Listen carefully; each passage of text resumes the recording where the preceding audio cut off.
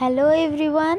তো আজকে আমার হচ্ছে এটা ফার্স্ট ব্লগ বলতে পারো বা ভিডিও, যেটা খুশি।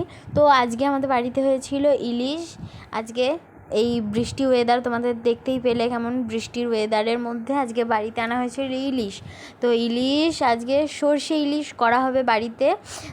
তো যেহেতু সর্ষে ইলিশ হবে সেই কারণে আমি নিজের জন্য একটা মাছ ভেজে নিচ্ছি, কারণ ইলিশ মাছের তেলটা প্লাস ইলিশ মাছ ভাজা দিয়ে ভাত খেতে খুবই সুন্দর লাগে, সেটা নিশ্চয়ই তোমরা খুব ভালো করে জানো।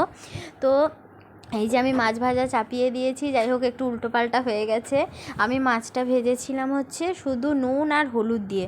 তো দেখো আমার মাছ ভাজাটা কমপ্লিট। আর তার সাথে সাথে আমি একটা শুকনো লঙ্কা, যেহেতু আমি শুকনো লঙ্কা খেতে ভালোবাসি সেই কারণে শুকনো লঙ্কা ভেজে নিয়েছি একটা।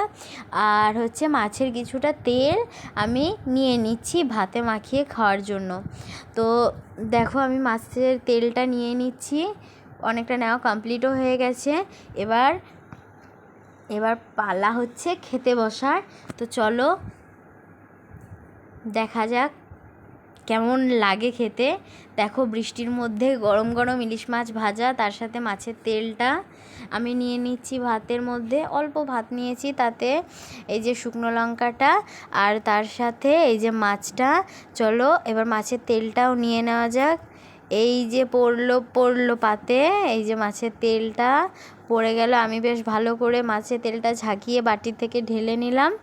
এবার মাছের তেলটা পড়ে গেছে, এবার চলো খাওয়া শুরু করা যাক। এই যে মাছটা নামিয়ে ভাতটা তেল দিয়ে নুন দিয়ে ভালো করে মাখিয়ে নিয়ে তারপরে এই যে দেখতে পাচ্ছ, এবার মাছটা ভেঙে নিলাম। দেখো মাছটা ছোট হতে পারে কিন্তু টেস্টে কিন্তু খুব সুন্দর ছিল। আর মাছের কাঁটা ছিল, কিন্তু মানে যে একদম ছোট্ট ছোট্ট কাঁটা থাকে না, সেরকমটা ছিল না। এই বড় বড় বেশ কিছু কাঁটা ছিল, সে কটা আমি এমনি হাতে বেছে সরানো যাচ্ছিল। তো এই যে মাছটা দেখে নাও কতটা ফ্রেশ আর সুন্দর ছিল, মাছটা কিন্তু খুবই টেস্টি ছিল। এই যে আমি এবার শুকনো লঙ্কা ভেঙে একটু ভাতে গুলে মাছ ভাজাটা দিয়ে এবার খাওয়া শুরু করা যাক। Just awesome. নাও তোমরাও এক বাইট নিয়ে নাও। টাটা।